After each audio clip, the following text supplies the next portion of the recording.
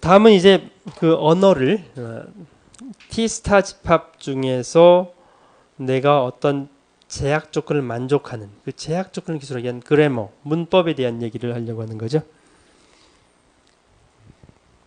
그래서 언어를 정의하고 표현하는 방법으로 이제 문법.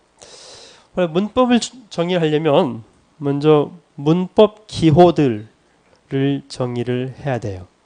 아까 알파벳 T 집합, 그 T라는 노테이션도 계속 사용할 거예요. 대문자 T를 쓰면 야, 알파벳 T 집합이구나. 단어들의 집합에 해당되는 그런 셈이죠. 근데 우리는 이제 여기 형식 언어에서는 단어를 잘 쓰진 않아요. 그러니까 매우 단순한 언어를 정의하기 때문에 연습을 하기 위한 거기 때문에 0, 1만 쓰거나 뭐 A, B, C 이렇게만 하거나. 근데 가끔은 이제 조금 발전해서 고급 언어를 기술할 때는 이제 단어들의 집합으로 하기도 하죠. 만약 C 언어를 정의해야 된다. 그러면 C 언어에서 사용되는 단어들, if, for, while, 뭐 덧셈 기호, 왼쪽 괄호, 오른쪽 괄호 이런 것들을 이제 알파벳 T 집합으로 정의를 할 텐데 여기서는 이제 우리 형식 언어를 연습하기 위한 거니까 문법 작성 연습을 하는 간단한 거기 때문에 통상적으로 0, 1로만 구성된 알파벳 집합, A, B, C로만 구성된 알파벳 집합, 주로 그런 것들이 많이 나올 거예요.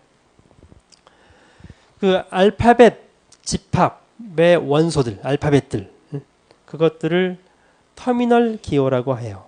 터미널즈. 터미널 기호라고 하고요. 그 다음에 알파벳이 아닌 문법 규칙을 기술하는 데 필요한 기호들이 필요해요. 그걸 문법 기호라고 하는데 non 터미널이라고 해요. 원래 정확한 의미는 터미널 심벌이고요. 터미널은 non 터미널 심벌이에요. 그 심벌까지 하려면 의사소통할 때 조금 불편하니까 편하게 그냥 심벌자 빼버리고 우리 터미널들, 터미널, non 터미널 이렇게만 얘기하면 터미널 심벌, non 터미널 심벌이 되는 거죠. 그러면 이 문법을 기술할 때 사용되는 그 가장 기본적인 요소는 터미널하고 non 터미널이에요. 터미널은 알파벳 T에 속하는 원소고 실제 문장을 구성하는 스트링을 구성하는 원소가 터미널이고 non 터미널은 실제 문장을 구성하는 것은 아니에요. 근데 제약 조건을 기술하기 위한 문법 규칙을 위해서 필요한 심벌들인 거죠. 터미널 비슷한 것들이죠.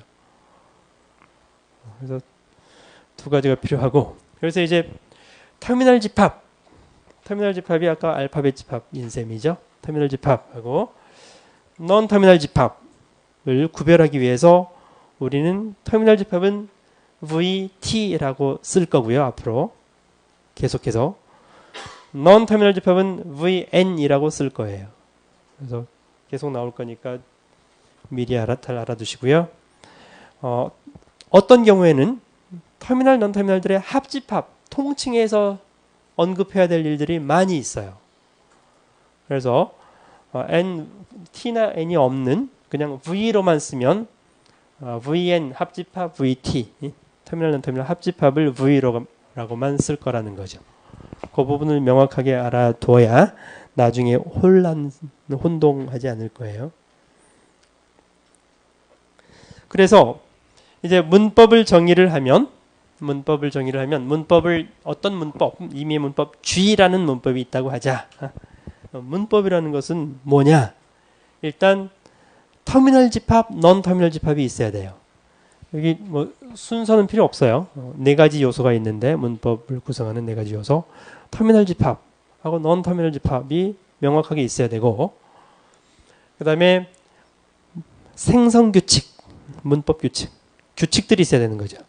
그 생성 규칙을 P라고 표시를 했는데 P라고 표시한 이유는 프로덕션 룰이기 때문에 그래요. 프로덕션 룰, 생성 규칙.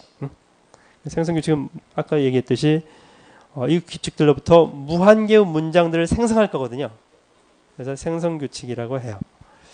그래서 생성 규칙이 문법에서 가장 중요한 요소죠.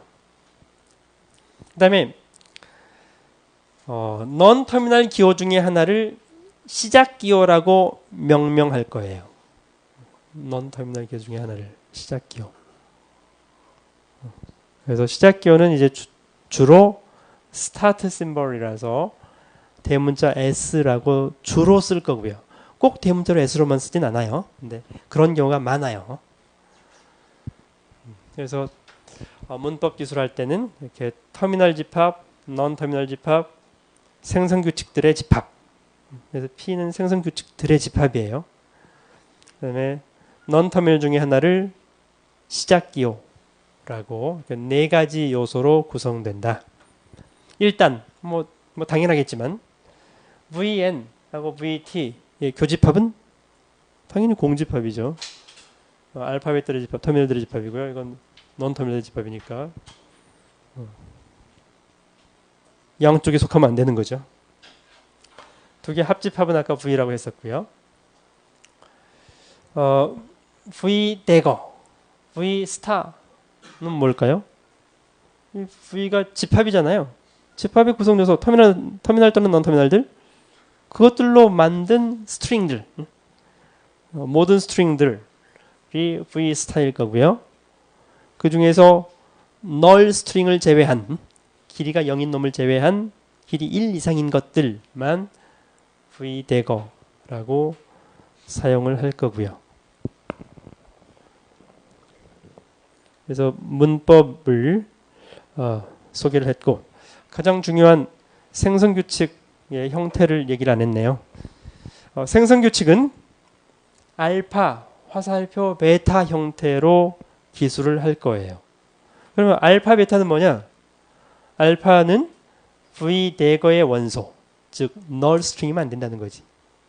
이쪽은 길이가 1 이상인 놈이어야 되고 베타는 V 스타의 원소, 길이가 0인 경우도 있다는 거지. 엡실론인 경우도. 그래서 V에 속하는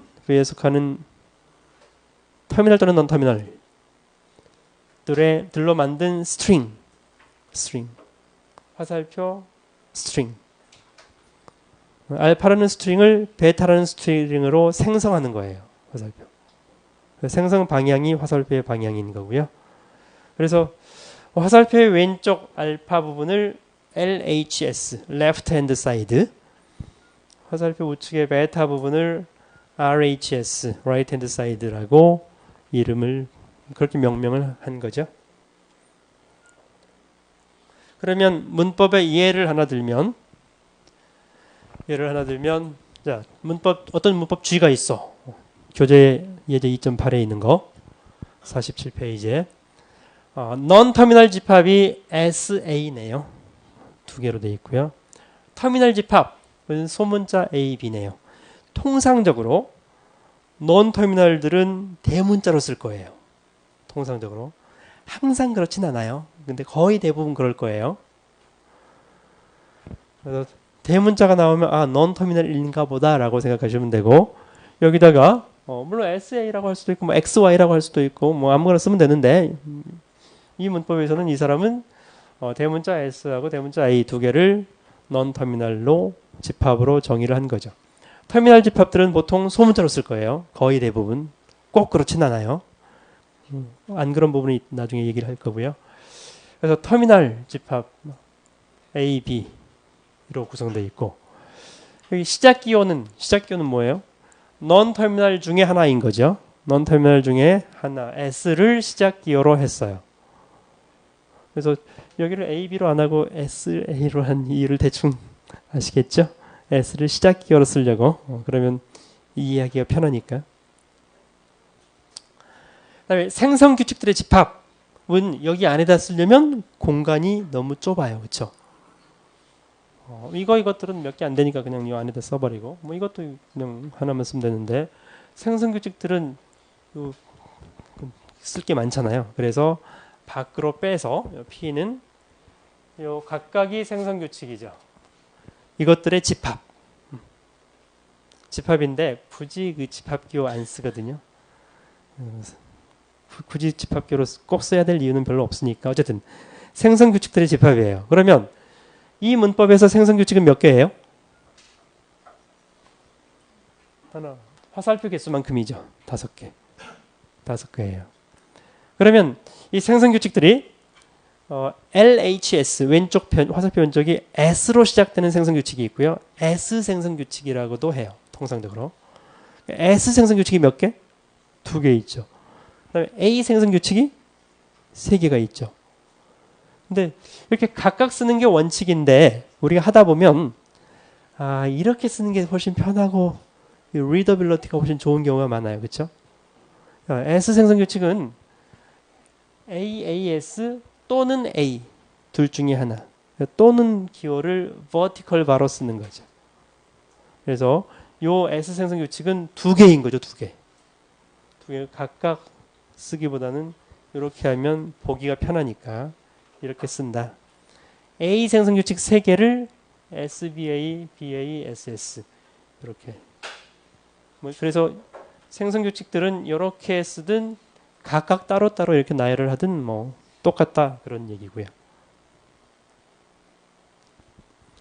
그래서 여기까지 오늘 언어하고 문법을 정의하는 공부를 했네요.